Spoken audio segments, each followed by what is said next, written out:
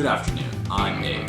And I'm Frank. And today, we're adapting the first half of Chapter 28, Progressivism and the Republican Roosevelt, in Kennedy, Cohen, and Bailey's The American Pageant textbook. And today, we have a special guest with us. Sir, would you please introduce yourself? Ladies and gents, my name is Andrew Carnegie. Mr. Carnegie, would you like to start us off? Gladly. New Crusaders, nicknamed Progressives, fought against monopolies, corruption, social injustice, and inefficiency. Overall, progressives wanted to strengthen the state and use government as an agency of human welfare. American writers began the progressive attack. For example, Thorstein Veblen urged that social leadership be concentrated in the engineers rather than the superfluous titans. Socialists also played a role with the social gospel, which promoted progressivism based on Christian teachings. Now, Frank, how much muck can a muckraker rake if a muckraker could rake muck? Oh, well done, Carnegie. Thank you. Since 1900, magazines had begun to increase circulation by spreading nasty rumors and evidence about the trusts. These authors of these publications, known as muckrakers, attempted to bring light to social issues the public should know about.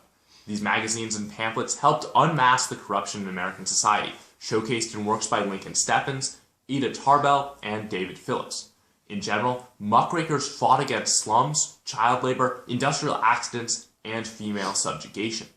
But Abe, can you tell me about how progressivism manifested itself in politics? Of course. The progressives had two main goals. One, to curb monopolies with state power, and two, to improve the conditions of labor and life for the common man. There were several progressive advances in the political realm, as Frank said. First, the right of initiative, or allowing voters to directly propose legislation. Second, the referendum, or allowing the people to approve laws on the ballot.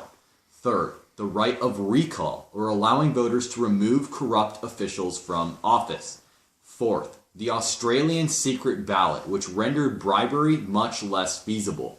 And fifth, the 17th Amendment, which mandated direct election of U.S. senators. Also at this time, several states granted women the right to vote, since these states believed women would elevate the political tone. Alright, Carnegie, how did progressivism affect life in the cities? Well, the progressive movement made the most impressive gains in the cities. Therefore, expert staff commissions were able to enact effective reforms without running into the usual political gridlock. These reforms usually targeted slums and prostitution. In other areas of the country, such as in Oregon and California, states began regulating the railroads and the trusts.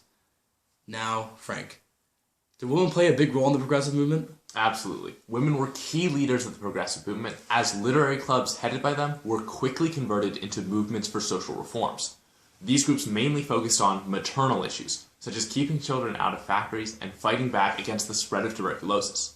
Elsewhere, they argued against unsanitary sweatshops, and in the case of Muller versus Oregon, the Supreme Court voted to protect safety regulations for women throughout factories nationwide.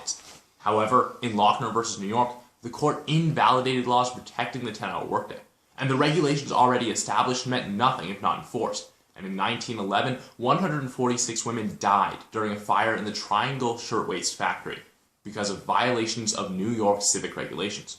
Also at this time, ire against saloons and alcohol was on the rise, and the Women's Christian Temperance Union formed in an effort to spread the prohibition against liquor. But Abe, can you tell us how Roosevelt impacted the progressive era? Yes, Roosevelt demanded a square deal that stipulated the 3 C's. 1. Consumer protection. 2. Control of corporations. And 3. Conservation of natural resources. The square deal's effect was tested when a mining strike erupted in Pennsylvania, with miners demanding a 20% pay increase and a 9-hour workday. Mine owners refused to submit to the miners' demands, but as coal supplies began to diminish, Roosevelt himself threatened to capture and operate the mines with federal troops.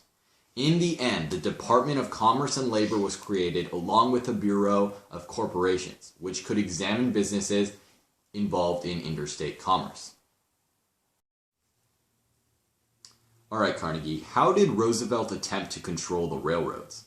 Well, Congress wanted to restrain the railroads, so it began by passing the Elkins Act, which inflicted heavy fines on railroads that gave rebates or refunds. The Hepburn Act of 1906 expanded the Interstate Commerce Commission and allowed it to set a maximum rates. Overall, Roosevelt believed that there were good trusts and bad trusts. In the Northern Securities Supreme Court decision, Roosevelt's reputation as a trust smasher was enhanced when he successfully dissolved the Northern Securities Company.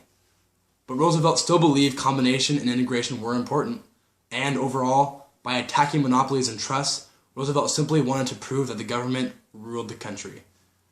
Now, Frank, how did reforms translate into the food industry? Well, one of the greatest triumphs of the progressive era literature was Upton Sinclair's The Jungle, in which the horrors of the meatpacking industry were truly brought to light. In fact, the 1906 book proved so popular that Congress passed the Meat Inspection Act and then the Pure Food and Drug Act because of it. Both of these laws showed how muckrakers could truly be successful in turning their views into legislation. But Abe, can you tell me, was there a hippie aspect to the progressive era? There was indeed. The federal government started to make an effort towards conservation of natural resources, beginning with the Desert Land Act of 1877, which encouraged irrigation by selling dry land cheaply, and the Forest Reserve Act of 1881, which allowed national parks to be created. Interestingly enough, Roosevelt himself was one of the most avid conservationists. Under Roosevelt, Congress passed the Newlands Act of 1902, which allowed the government to use funds from land sales for irrigation projects. Roosevelt set aside around 125 million acres for federal land, for federal park reserves, and his conservation and reclamation gains were some of Roosevelt's best achievements. However, the preservationist efforts were unsuccessful when a dam was constructed in the Hetch Hetchy Valley. All in all, Roosevelt believed in a golden mean policy of multiple-use resource management, in which foresters would combine logging, watershed protection, and grazing on the same federal land. Thank you for watching. Please make sure to like, comment, and subscribe. and we'll catch you guys next time.